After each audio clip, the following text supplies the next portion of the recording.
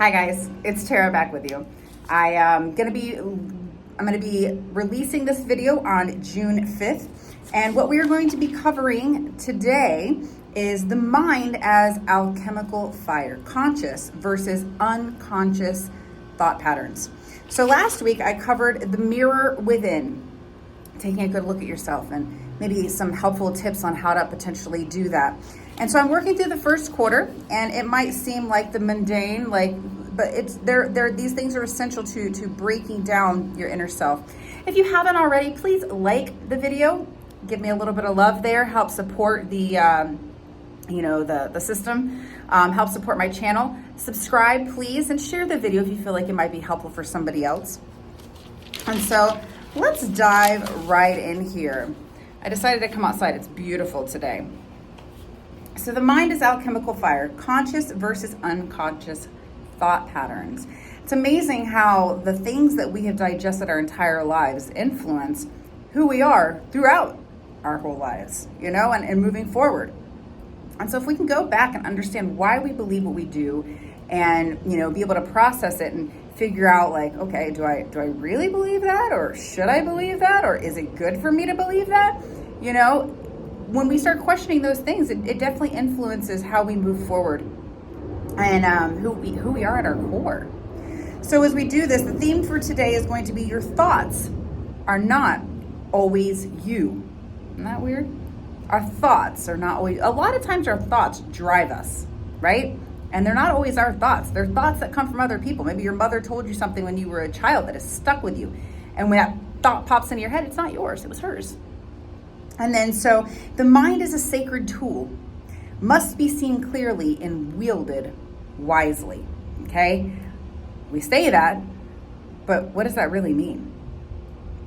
So let's go down to our core focus. Our core focus, the mind operates through unconscious programs and conscious choices. So unconsciously, you're thinking that thought that your mother told you when you were a child. But consciously, when I go to do this, why do I do it? Do I do it because she told me to, or do I do it because it's the right thing to do in this moment? Going down to unconscious thought patterns shape emotional states and identity. What we are fed unconsciously, music, our outer world, everything is being fed into our unconscious self, okay? And it influences our reality. The subconscious, unconsciousness, it fuels the conscious states and how we operate on a regular basis. And then we need to start observing thought as energy. I have spoken about this in other videos, not necessarily in this video, these string of videos that I'm doing right now, I don't even know what I want to call it, the series that I'm doing.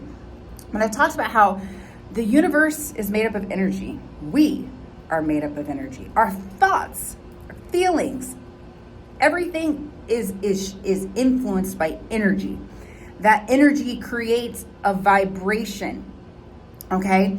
And it has a frequency. So when we are able to start controlling our thoughts rather than having our thoughts control us, the vibration, the frequency that we have starts rising.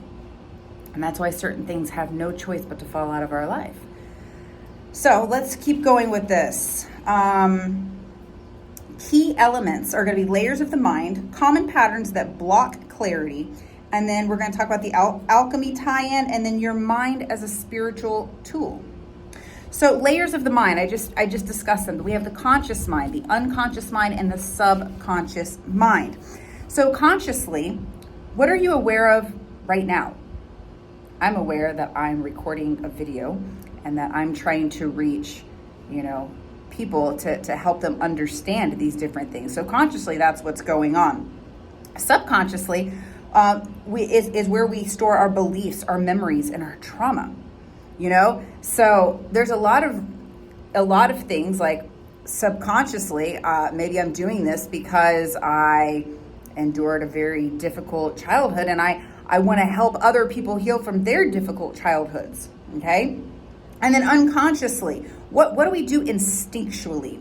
What is automatic for us? What is the inherited material things? When I walk into a kitchen and I smell something, I instinctually look around to see what's burning. You know, that is my unconscious mind going, oh, something's going on. So we need to be aware of those different things and why our behaviors and thoughts, like where are they stemming from? You know, where are they really coming from? So common patterns that block clarity, you know, so where I am in the present moment, what are common patterns, thought patterns, or that block that clarity, you know, that keep me from not completely understanding why I'm behaving or why other people treat me the way they do. You know, it's our inner critic. You know, we are really hard on ourselves. Typically speaking, we are harder on ourselves than we are on other people, you know? And so we have to keep that in mind. So black and white thinking, it's either right or it's wrong. There's no gray areas. That is not true.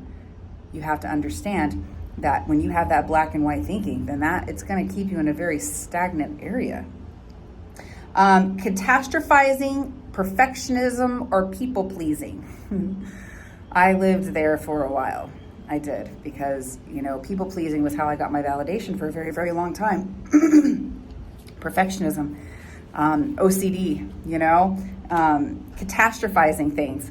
You know, are you around those people that are always like, everything's just this huge deal? Oh my gosh, I can't believe I have to go to work today. Oh my, yeah. So these different things are actually, they're common patterns that block. And then also spiritual bypassing as a mental strategy. You know, sometimes we hide a lot of times behind spiritual, you know, jabber or talk in order to avoid really looking at the thinking patterns that we really have going on in our mind. So when we start looking at these different things, we look at the alchemy tie-in. So I told you that I made a post. It has diagrams and it has, you know, different pictures that I pulled off of Google to help you understand the alchemical stages that we go through as people, you know, the hero's journey, you know, and as we grow and we evolve, it's important to start looking at the different stages. And when you look at those pictures or those diagrams, you start looking like, what have I gone through already? You know, I've been on this spiritual journey for a while and didn't even realize it. I mean, that was me. And then when I started realizing, I'm going, oh yeah, I've been doing this for a while. I just didn't realize it. So that's the beauty of becoming self-aware of all of these different things, okay? So it's called the albedo stage. It's bringing to light the mental patterns.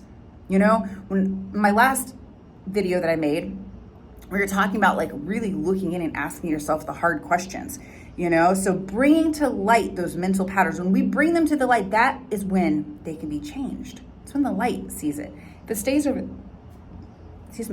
there in the darkness, I have no control over it.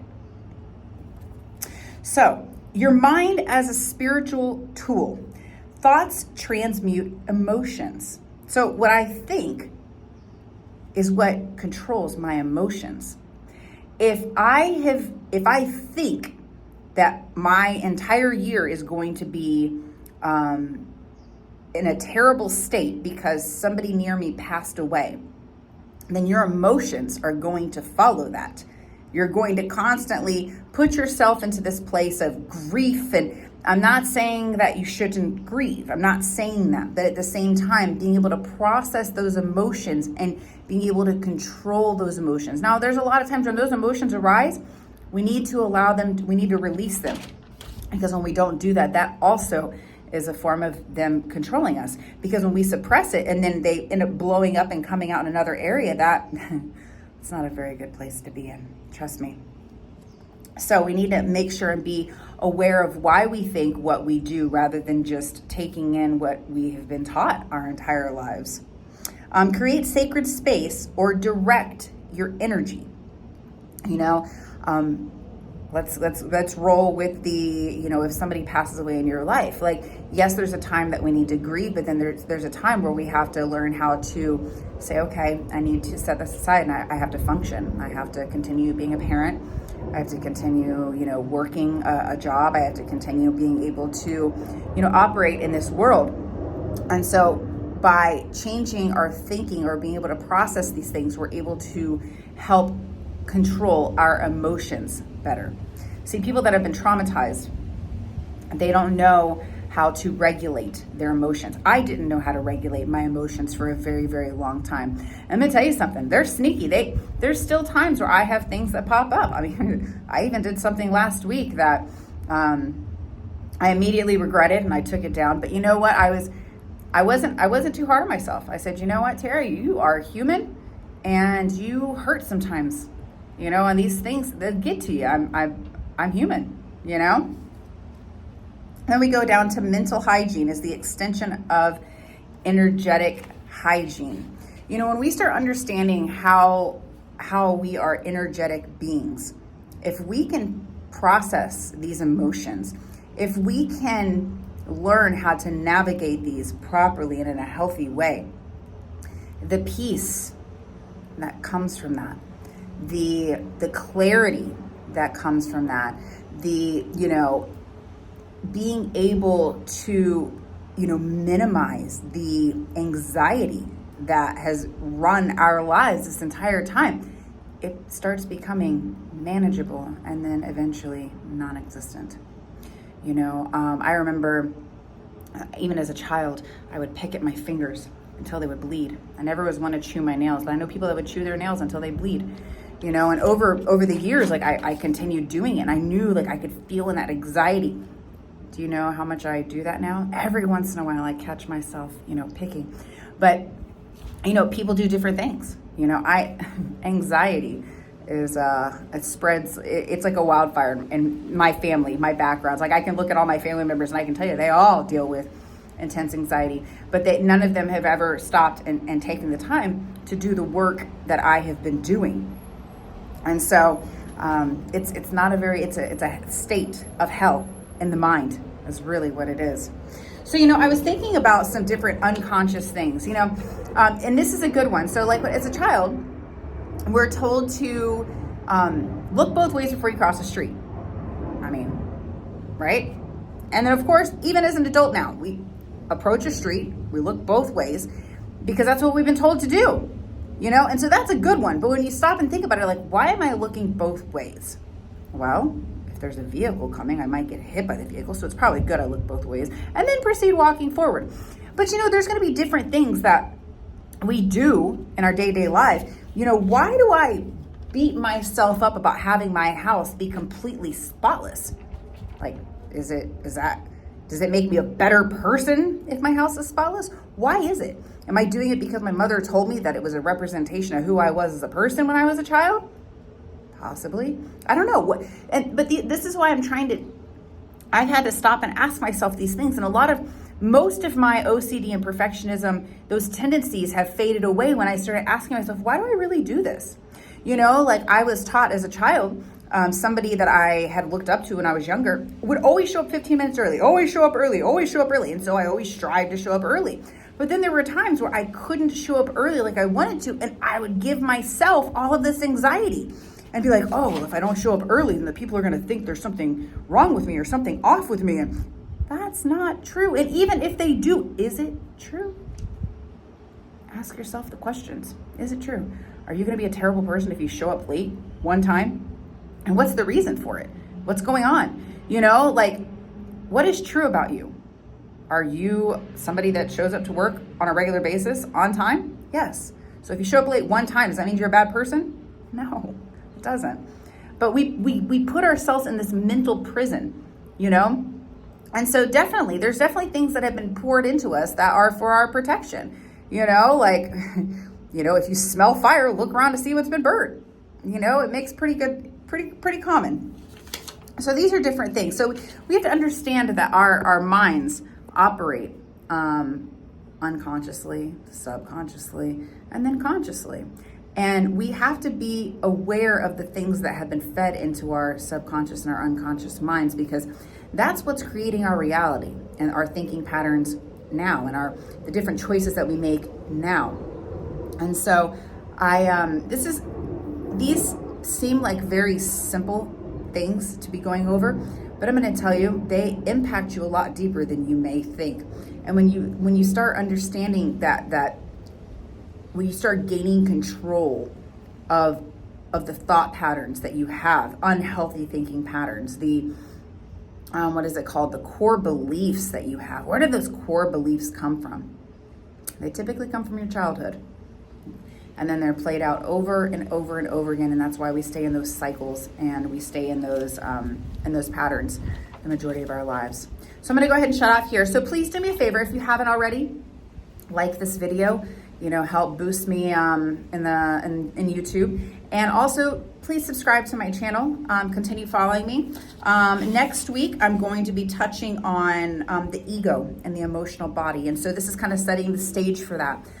The ego, listen, I have a very healthy ego, but I've also learned how to, I've had to get, the not so good ego part of myself under control. So anyways, I look forward to seeing you guys again soon, and love you, and have a wonderful day.